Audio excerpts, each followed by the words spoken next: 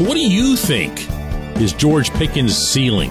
What do you think he can be on a scale of, say, Justin Jefferson to Chase Claypool? Good morning to you. Good Wednesday morning. I'm Dejan Kovacevic of DK Pittsburgh Sports.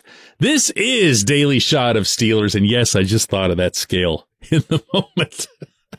It comes your way bright and early every weekday if you're into hockey and or baseball. I also offer daily shots of Penguins and Pirates where you found this. Pickens had a wonderful rookie year. I am not going to suggest anything to the contrary. In fact, one of the things that probably doesn't get acknowledged nearly often enough is that Pickens wasn't just a rookie. He's 21 years old.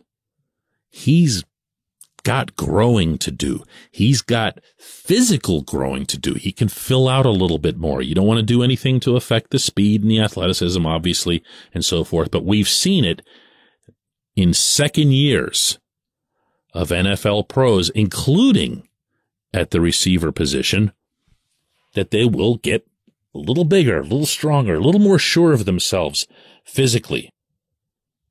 He's obviously going to become a lot more aware of his NFL surroundings. He's going to become even more confident. And believe it or not, there's more room for that. He's got a lot of it as it is. And this is someone who routinely says, put it in the sky. Just put it in the sky, meaning he'll get it wherever it is that you send it in his direction. But with additional performance, with additional, not just practice reps, but game reps, and feeling like you're going to get the ball, there can be even more of a swagger to his game.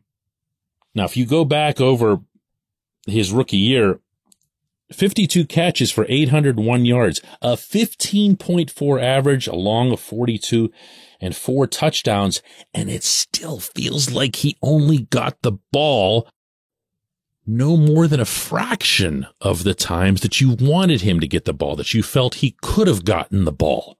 If only, you can always go at the quarterbacks, you can go at the coordinator, one way or another. It's got to happen. It's going to happen. He needs to become, in 2023, and I believe that he will become, this team's number one wide receiver. What can you expect at Point Park University in downtown Pittsburgh? Respect, rigor, relevance. That's the Point Park Pledge. You'll be treated with respect while being challenged and supported academically to graduate with career-ready, relevant skills. Visit pointpark.edu to learn more. Because when I see George, I don't just see the straight line that Matt Canada was drawing up for him in the first half of the schedule. I don't see that. I don't see, to re-paraphrase Mike Tomlin's old line about Mike Wallace, the one-trick pony.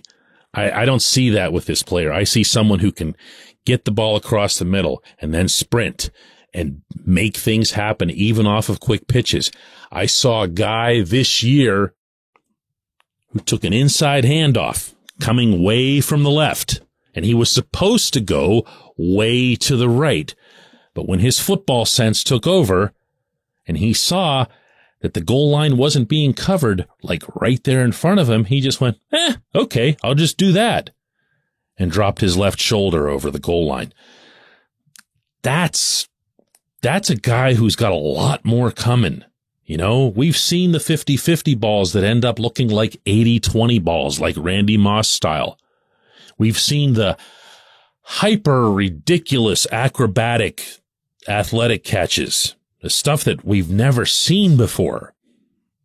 We've seen the raw speed, meaning the straight line speed, the ability to just run away from people, but we've also seen enough quickness in tight quarters that he gradually got a little bit better, if you noticed, at getting more open. Not Deontay Johnson open, and there's not many players in the NFL who can do that, but more open. And presenting a steadier, more consistent target, including on scrambles, for Kenny Pickett. And that's going to go a long way in the future once not just Pickens, but all of the wide receivers and the tight ends, and for that matter, Najee Harris, become more used to where Kenny goes and what he wants to do when he's forced out of the pocket or he just voluntarily runs out of the pocket, because he can do it either to the right or to the left. It's one of Kenny's better skills, I think. Pickens can become a big part of that, a big part of that. He doesn't just have to be that guy who's your downfield target or your third and long target. So what is that ceiling? What can he be? Oh, I'm not super big on predicting the future, but I'm also not super big on looking at the very best player at his position on the planet, meaning Justin Jefferson with the Vikings, or even a Jamar Chase or someone like that. Not that that's any knock on Chase, and saying, well, yeah, be like that. You don't have to. You can be your own guy. You can succeed in your own offense in your own way. But you know what? You've watched him. I've watched him. Would you put any kind of cap on what he can become? Would you think to yourself, yeah, but, you know, he might be this or he might be that, but I don't want to go too far. Why not? Why not? Look at the things that he's capable of doing that other mortals aren't capable of doing. Other mortals in his exact same profession, at his exact same level, aren't capable of doing. And ask yourself why you would limit that. Even in your imagination, why you would limit that. Because of wide receiver diva stereotypes? Nope. Not with this one. Not with this one. He had a couple of outbursts because he wanted the ball thrown his way and he was running the same routes again and again and again. I'm not wild about dealing with it the way he did, but it's not like he was wrong. Might some longer standing fans be a little wary of him because you had the same thoughts or similar thoughts about Martavis Bryant or even Claypool when he first showed up and made that unbelievable catch in East Rutherford, New Jersey, and you thought, wow, that's just one of the best things I've ever seen. He's going to be incredible. And he ended up being somebody you were really, really happy to see go for a second rounder.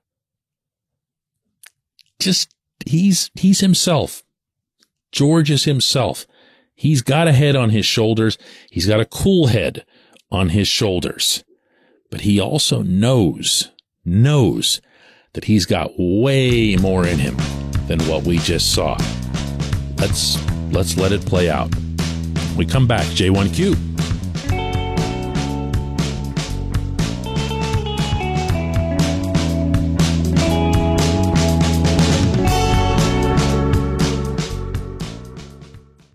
This segment of Daily Shot is brought to you by our good friends at Mike's Beer Bar. They're located on Federal Street, directly across from PNC Park. Mike has more than 500 beers on tap, including from more than 50 local breweries. Stop in and say hello. Tell Mike we sent you. Mike's Beer Bar.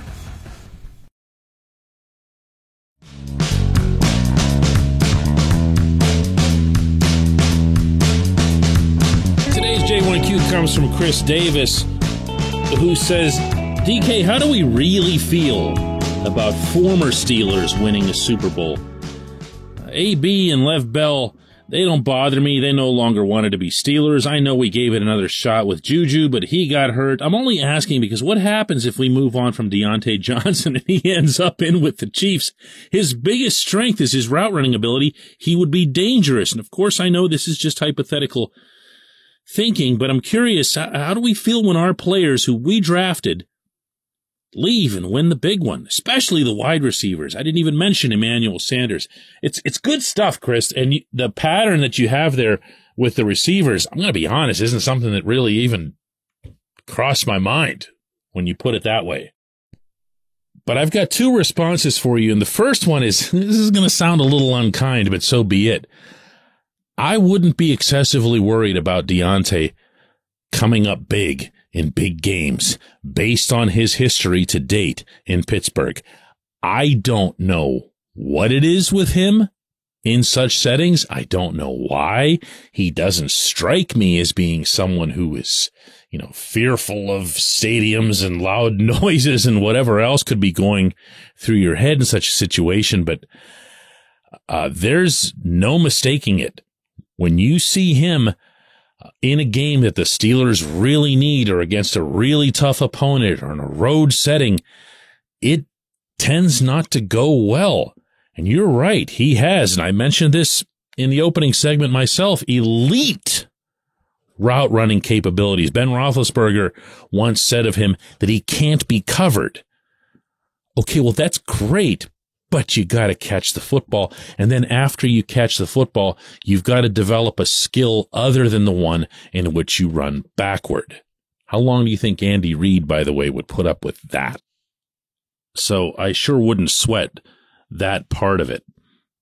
2, I see guys that I like winning a Super Bowl, and I'm kind of okay with it. I'd mentioned on this program leading into the weekend of the big game just a couple of weeks ago that I would have loved to seen Javon Hargrave come away a Super Bowl champion. Would have loved it. I don't really care about Juju, but Hargrave is a guy that really, really carried himself in Pittsburgh with a lot of class, worked his rear end off, and made himself an impact NFL starter after having been a 3rd-round pick in Pittsburgh. That's good stuff. If he'd been wearing a ring, that would have been okay by me. But Lev as a backup, AB as a 3 or a 4 target in that offense. Juju had a nice second half, obviously, in the Super Bowl. He was involved in the pivotal play and drawing the holding penalty. I don't know that he was a star in the game, but, he certainly left an imprint on it. And just no emotions for me. I assume that's what you're asking, because if you're asking me to speak for everybody, that's something that I never do. But my own were kind of like, whatever. There's a couple of guys that have been there that I really thought would be great, though, and Hargrave was one of them. But for the most part, when guys leave Pittsburgh, I have so much to do right here in covering this team and the other 2 teams in town that I don't really get all that focused on what their lives are like once they leave. I appreciate the question. I appreciate everyone listening to Daily Shot of Steelers. We will do another one of these tomorrow.